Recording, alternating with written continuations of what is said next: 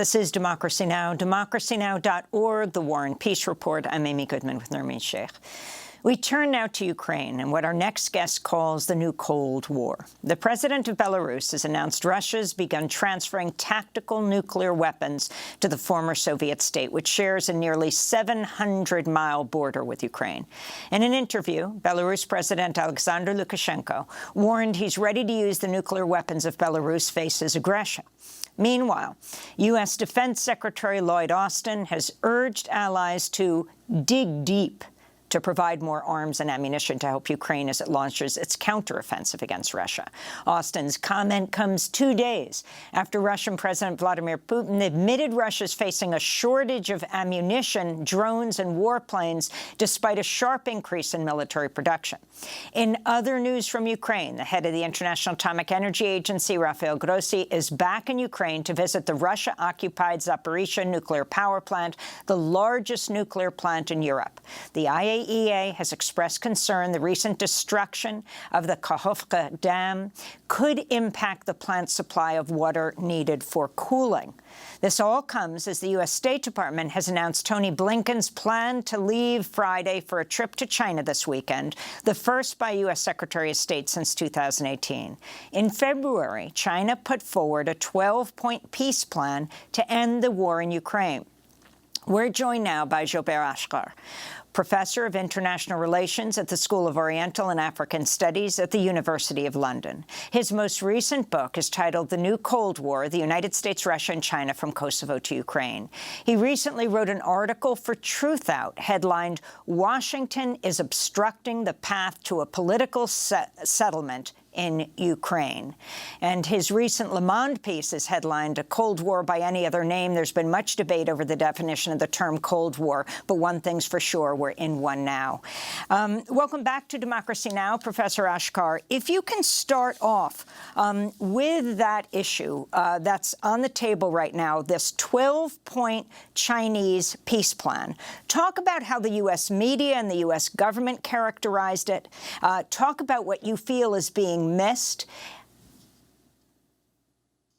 Yes, well, first of all, good morning, Amy, and thank you to you and to Nermeen for inviting me. It's very important to get this opportunity, especially for a book like this one, which is of the kind that the mainstream prefers to ignore, as you know well.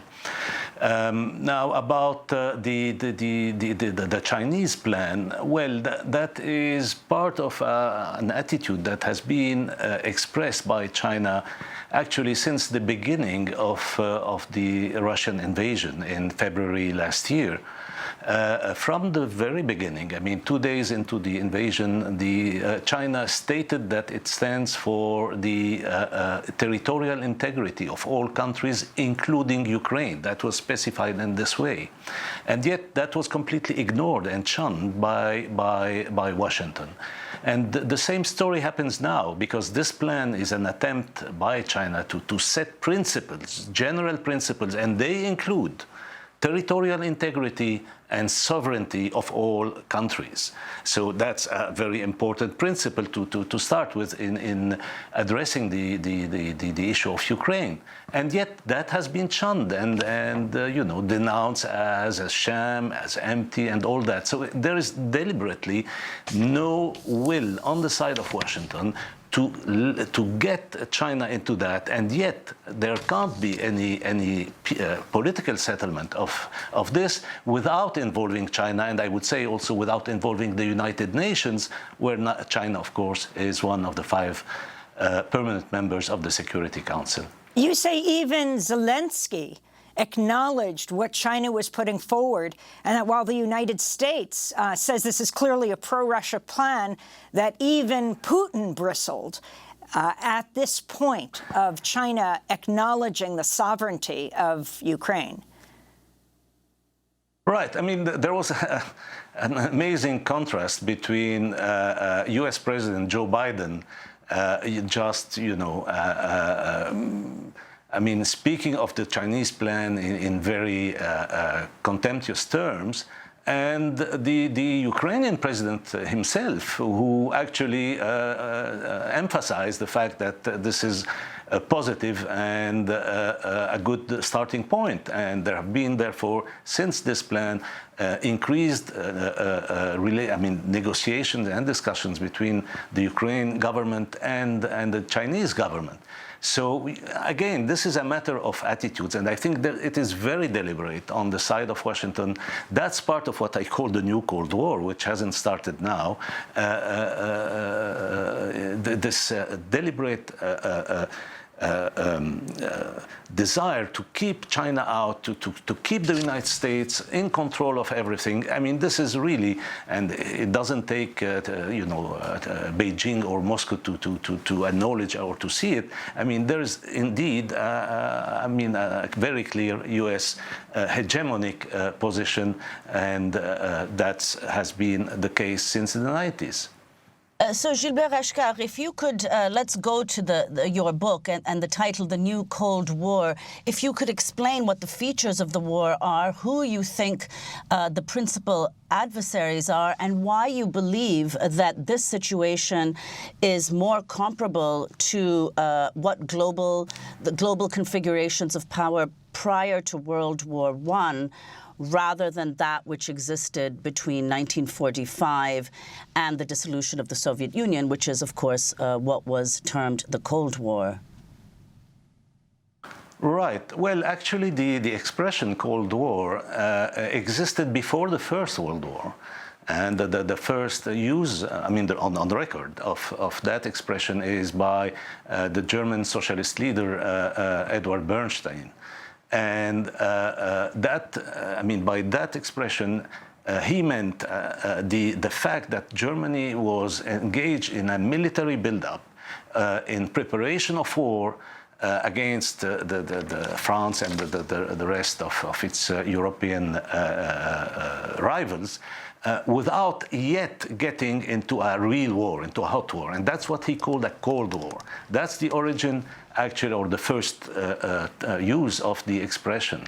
And the particularity of the Cold War of post-1945, the one that is considered by historians to run from 1945, after the Second World War, until 1990-91, that Cold War had also an ideological dimension.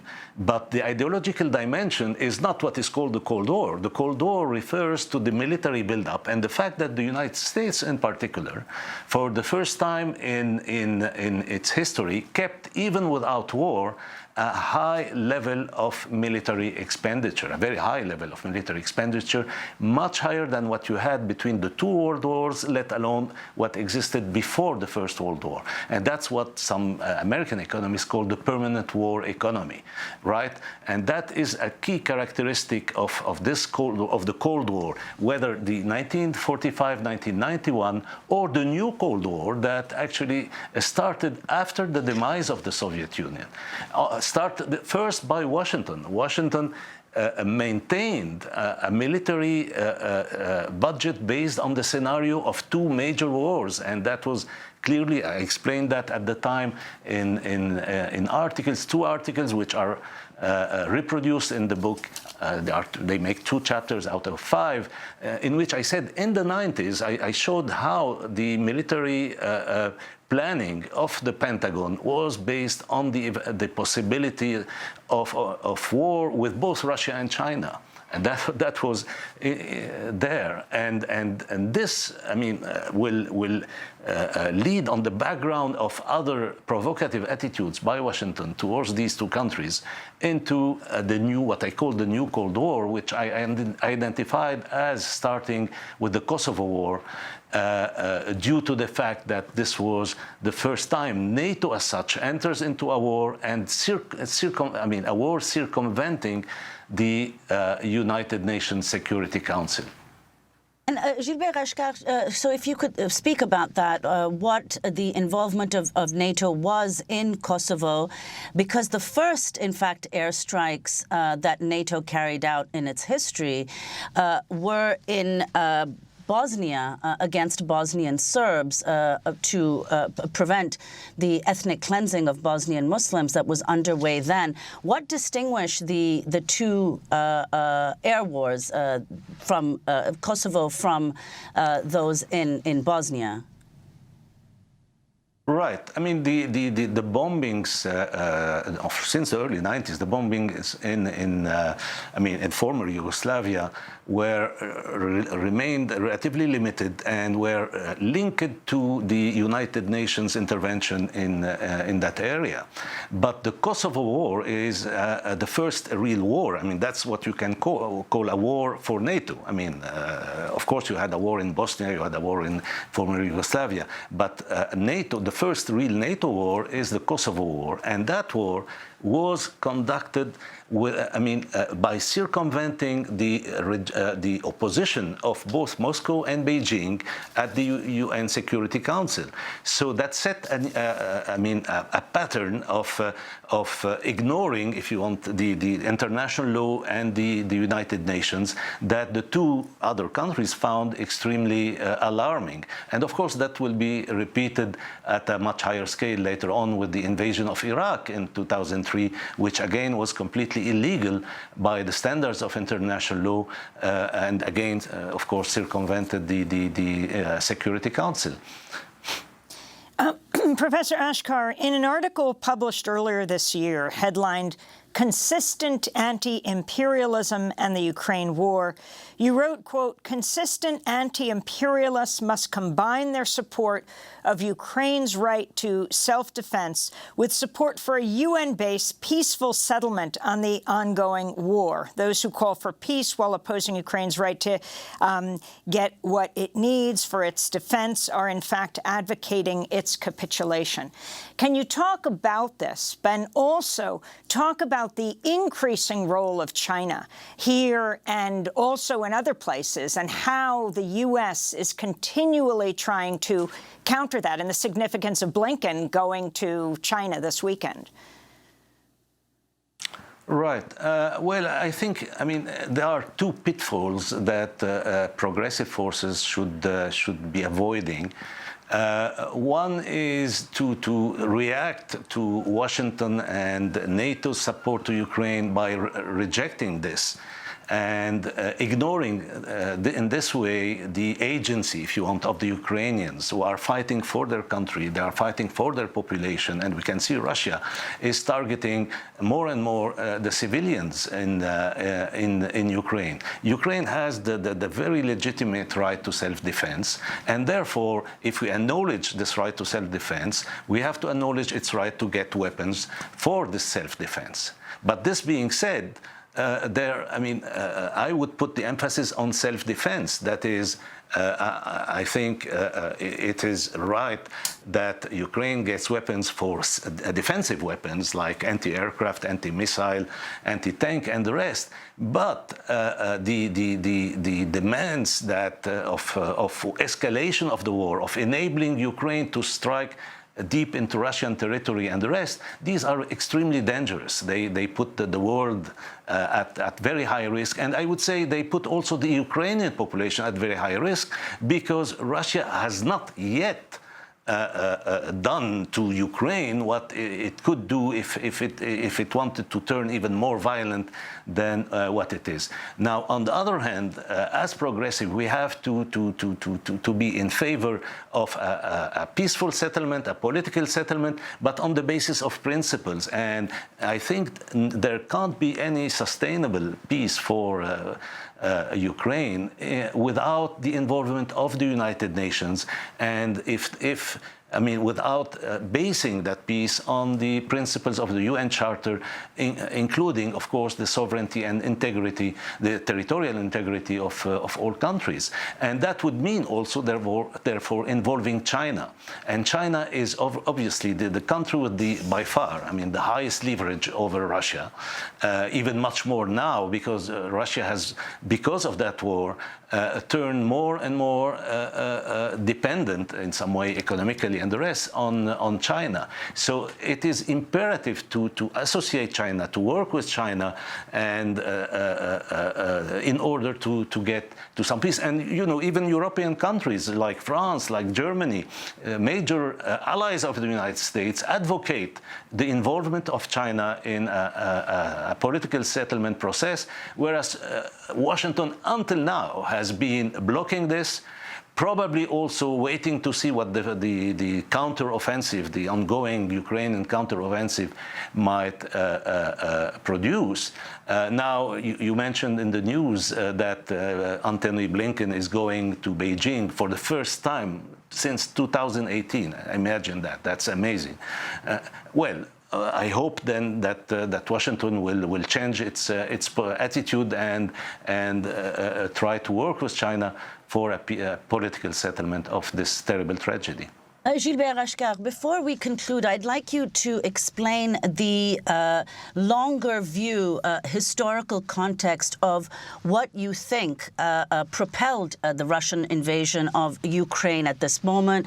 You speak about the neoliberal policies, for example, that were implemented immediately after the dissolution of the Soviet Union, and how that may have contributed to the rise of Putin himself, and the distinction between the causes of the Russian invasion in 2014 and 2022, why you see those as distinct. Right. Well, first, yes. I mean, Putin himself, and I would say even Xi Jinping for China, they are in part the product of the kind of international conditions that have been created by Washington. I mean, Washington in the 90s had a window of opportunity during which, as it acknowledged itself, it was in a position to shape the world. And therefore, it faced several options.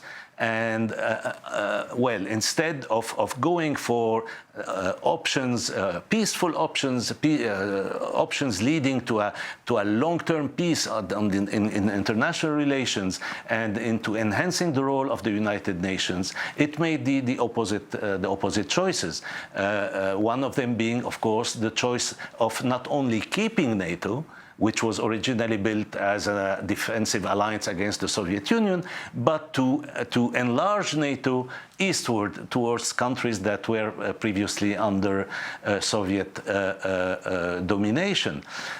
You mentioned, yes, the neoliberal policies that were promoted and fostered in Russia by Washington, by the International Monetary Fund and the whole set of Western interests. And they were absolutely destructive of Russian society. I mean, the 90s are nightmarish if you look at what happened, at the very sharp drop in the standard of living of the Russians, to the point that in the late 90s, the gross domestic product, that is the whole economy of Russia, was equal to only the military budget of the United States. That tells you a lot, right? So this is the creation that created, I mean, the condition, the situation that created Vladimir Putin. I mean, his kind of nationalist authoritarian rule.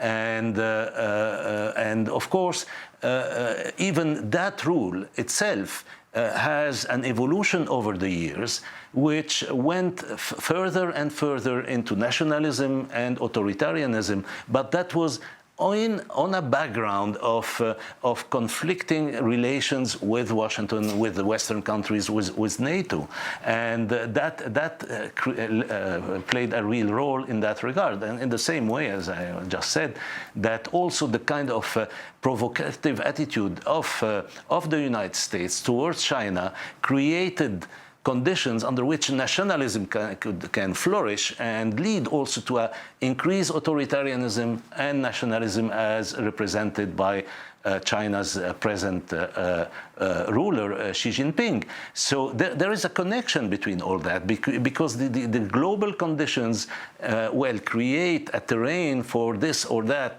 depending on their nature, this or that development.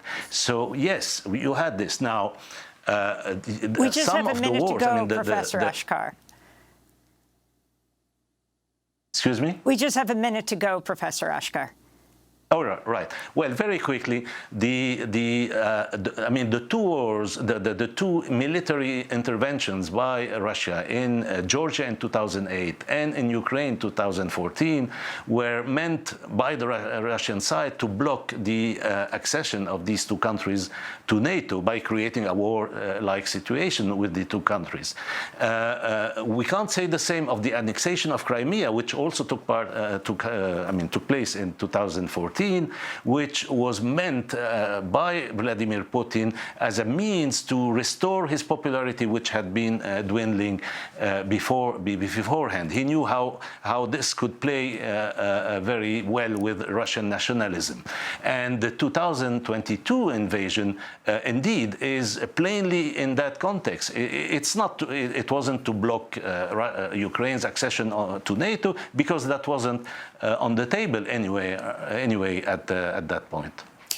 Gilbert Achcar, we want to thank you very much for being with us. Professor of International Relations at the School of Oriental and African Studies at the University of London. His most recent book, just out, The New Cold War, The United States, Russia, and China from Kosovo to Ukraine.